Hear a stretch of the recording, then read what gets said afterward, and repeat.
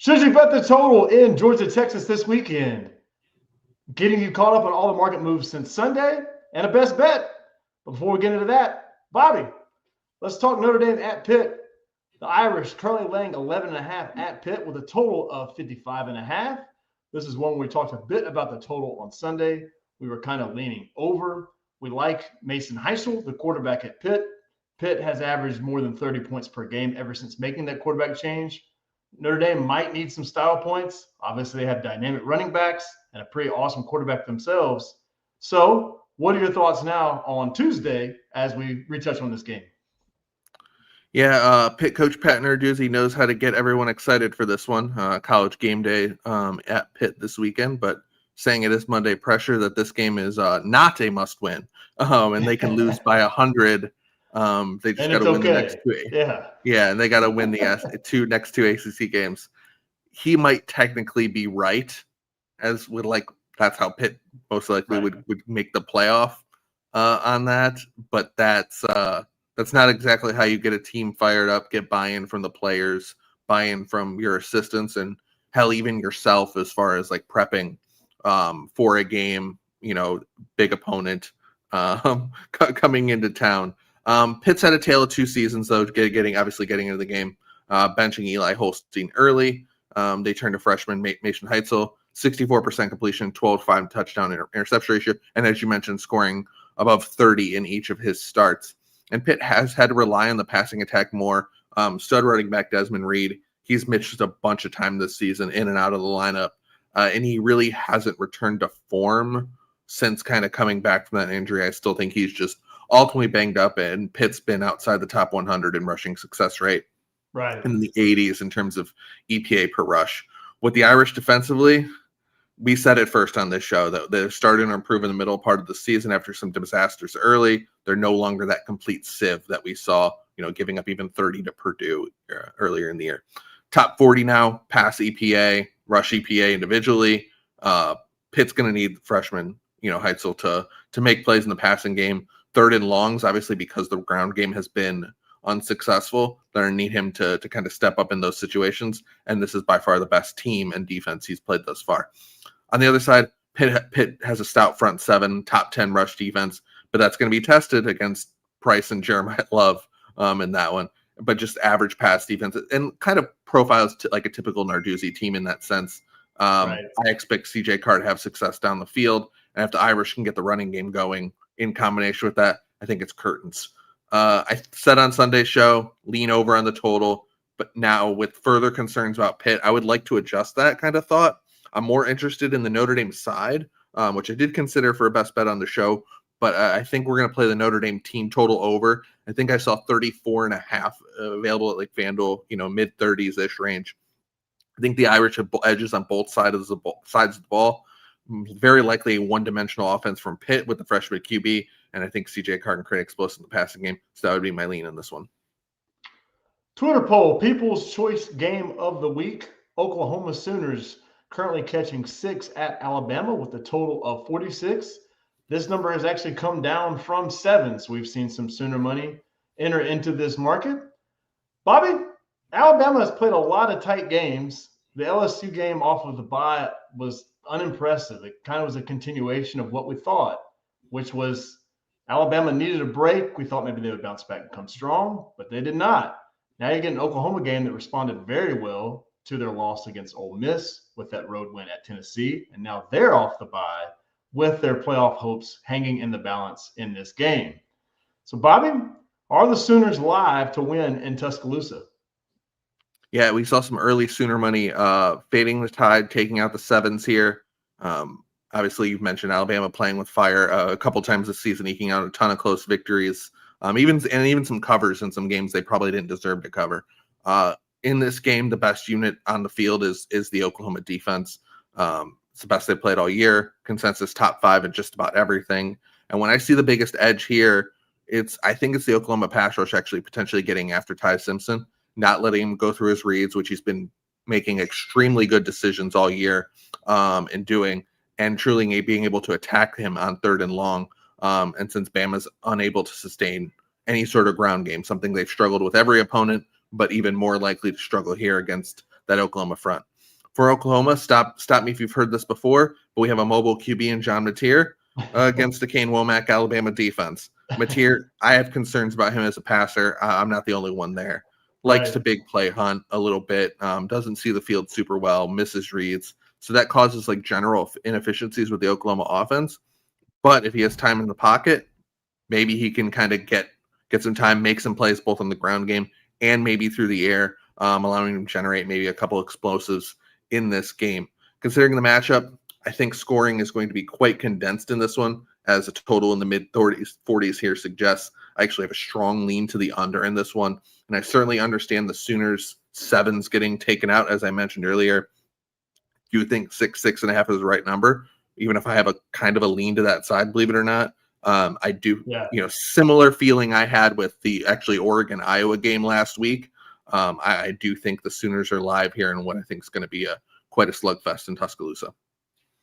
Another playoff elimination game for the road team. Texas catching 6 at Georgia with a total of 48.5. Interesting total movement on Monday as we saw this number get set up. Went as low as, I believe, 46.5 to immediately get back slammed to, we see some 49s in the market. Texas, obviously major offensive improvements that we saw in the Vanderbilt game as well as the Mississippi State game. Now they get the bye to kind of heal and regroup. Georgia, huge road win against Mississippi State in the sense that their offense looked really dynamic and explosive. The running game was amazing. Obviously, they had holes that Bobby and I could both hold hands and run through. But besides the point, Georgia's offense definitely much improved versus last year, and they continue to be the stronger side of the ball, where we're used to seeing Georgia be like a staunch defensive team. So, Bobby, what are your thoughts now on the total? Is it still worth playing over? And is Texas maybe live in this game? Yeah, I still think like the total and the movement on this one, I think it's actually, not just because it's one of the biggest games of the week, but I think it's one of the more interesting, sides, totals like of the whole week on the board that I'm interested in seeing how it plays out, how it moves throughout the week. Mentioned the early under money, as low as 47. Now it's papped back up 48.5. I think I saw 49 right before the show here this evening. To me, the matchup still plays like an over.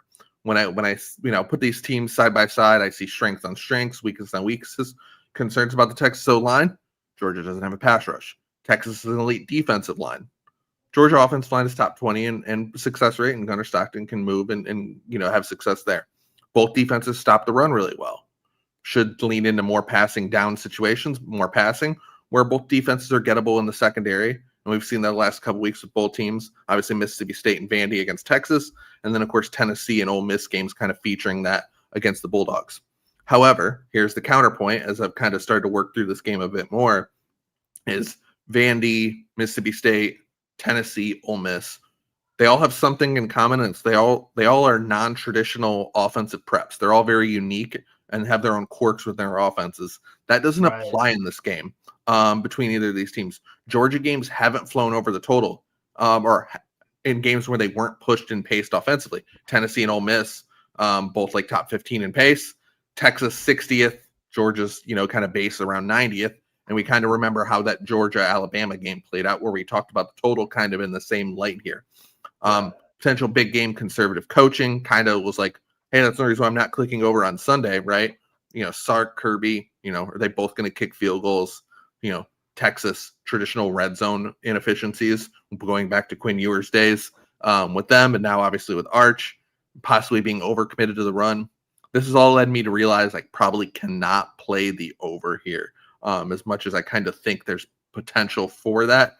I do just instinctively believe both teams score 20, but to kind of get over this total, the 28-20 range where this kind of team total score kind of implies somewhere in there, 28-21. That's probably where both these teams lie. You're going to need probably one of these teams hit 30 to kind of get over the total. And that might be a bit challenged just simply based on number of plays, the pace of play.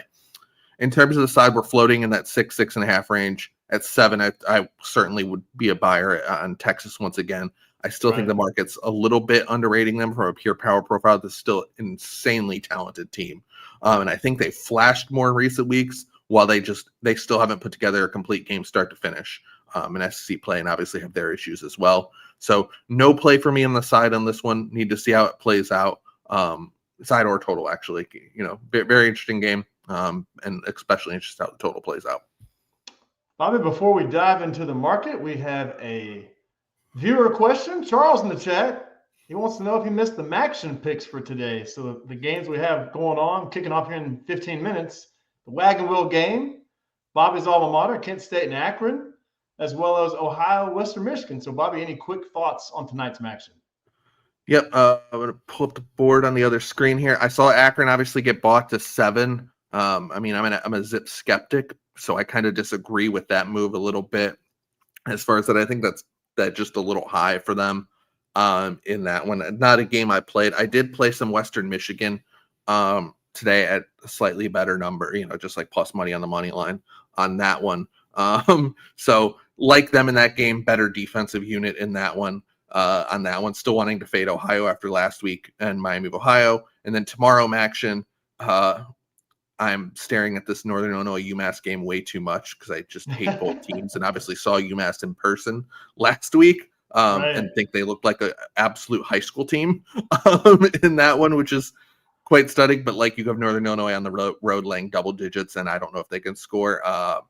Actually, I'm probably going to play that under 44 I see at a prominent offshore, maybe a little bit. Did play under in Toledo, Miami of Ohio. I also leaned dog there at the 4. And then actually played Buffalo against Central Michigan as well in that one at plus money on the money line, as well as some like plus 2.5 out there. So those are the MACtion picks. I did not do walking the dog bets today because I'm on the road and my dog's at camp, so I don't have the dog to walk.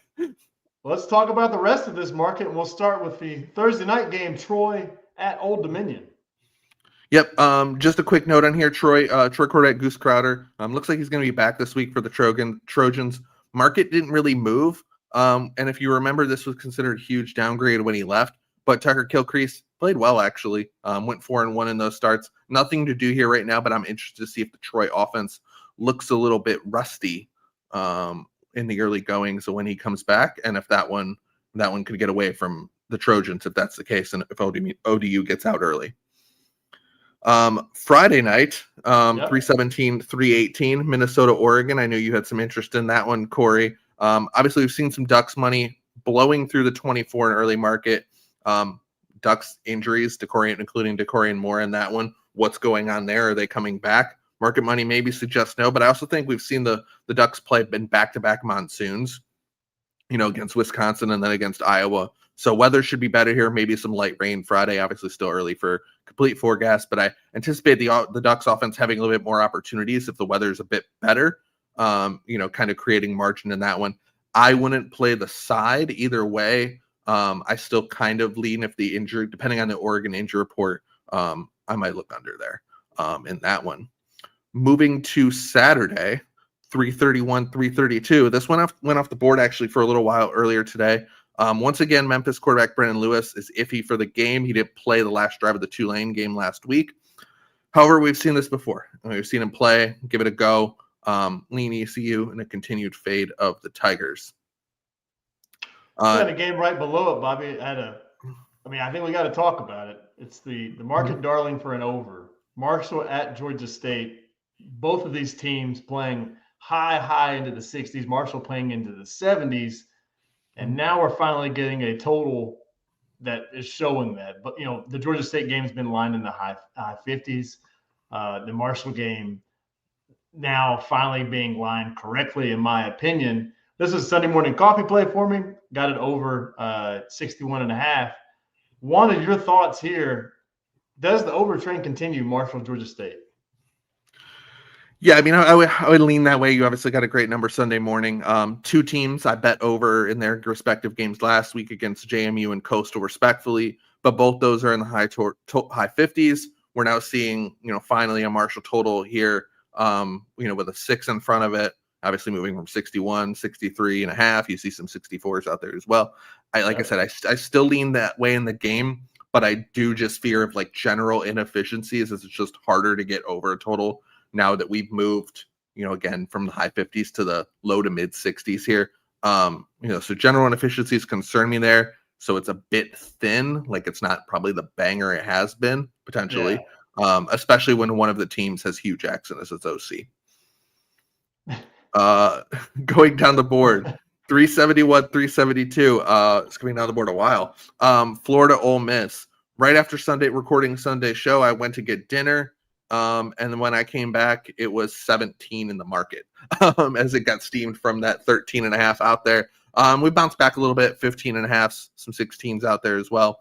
Obviously, huge number here. Power ratings aren't going to be able to get to this one. Either Florida has quit or they haven't. I'm still going to look into some Mississippi alts here. 387, 388, Michigan Northwestern. This game, just a note, this game's not on the lake. It's at Wrigley. Just notes for everyone there. Michigan money crossing the 10 from the 9.5, as high as 13 at a market indicator. Yep, that's still there. Now I'm not sure the Michigan offense can really exploit Northwestern the way USC did. Michigan was banged up before the bye. Maybe they're getting some guys back. This maybe has gone a little too far, but nothing I'm rushing to play. Right below it, on ticket allocation. How do these games work when you play at a neutral site baseball field? Is it going to be 50-50, or do you have any historical insights from experience on how that works? Not sure. I'm probably similar. Because obviously Northwestern's kind of used it as like a home base, and they took Ohio State there. They used some of their bigger games at Wrigley, and some of the later games in the season, like Ohio State played last year. So I would probably look at what that, like, maybe find some video of that crowd split of OSU at Northwestern last year at Wrigley, and to kind of gauge some inferences based on that. That's kind of what you were looking at there. But obviously, Michigan, huge alumni base. I'm sure they will be well represented in this one. Not a huge, home field advantage for Northwestern anyway.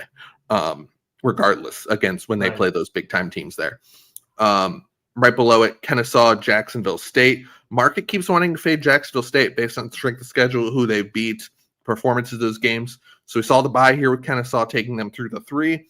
We'll see if there's buyback later in the week, as all of Conference USA is a little bit condensed in a cluster bleep, if you will. So very hard to lay 3 on the road here, but so I won't be involved in that one. 393, 394, TCU, BYU. Some early TCU money taking out the 6s, 5.5s. I was a part of that move.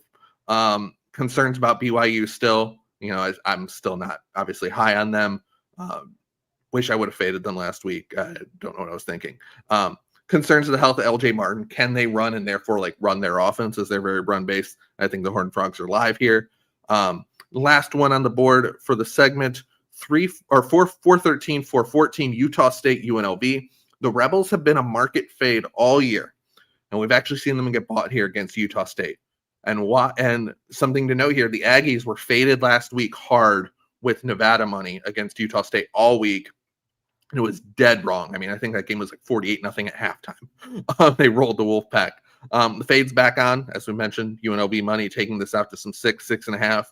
I could be interested in buying back if this maybe touches 7, but this is one I have to look into more. Thoughts on the total? That game opened 68.5 on Sunday. I was not quick enough on the draw to getting that far down on the board, but this is our highest totaled game on the market or the Week 12 board. Just 71's a lot of points. Yeah, and unfortunately, it still makes sense. I mean, it's like some of those Air Force totals. UNLV Air Force is sky high as well, but we've seen UNLV play into the 40s in that game, and the Utah State offense can put up a ton of points, and they can give up a ton of points. We saw that, Vandy and a couple other opponents as well. So makes sense. Sure as hell ain't playing under, but not rushing to. You don't have to play the over, but you can't click the under. Yeah, I'm not rushing to play that at all. So yeah, guys, before we get into best bets, please click that like and subscribe button. It really lets the YouTube algorithm know that this is quality betting content, and it supports Bobby and I. If you're listening to this podcast on Spotify or iTunes, please click that 5-star button. It really does go a long way to supporting the show, and Bobby and I truly appreciate you guys listening and tuning in twice a week, every week. Very much appreciate you guys. So, Bobby, our first best bet on Sunday was West Virginia plus 10.5. We've seen some market disagreement there, but we've seen a lot of strong market agreement with our Washington State laying the 6.5 against Louisiana Tech. That number is now headed towards 8. Best bet for tonight's show, though, we're going to stay in the state of Washington. We're going to go with UW. The Huskies laying the 16.5. We really like Washington here against Purdue, the Purdue team that's had to play Michigan. They've had to play Ohio State. And now they're on the road at a Washington team that just got embarrassed against Wisconsin. Washington's home road splits could not be more Jekyll and Hyde. Very much a better home team than they have been on the road. And they did play in the sleet and the snow last week against Wisconsin. Very much a weird game. Throw that one out. And I very much like this pick. This was a Sunday morning coffee pick for me. But let's hear what you think. You did it. you did it. That's very similar to what I have typed up here.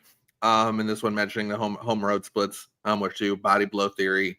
With Purdue coming off Ohio State and Michigan the last couple weeks and having to travel the 2 time zone effect. We've seen that numerous times in this league.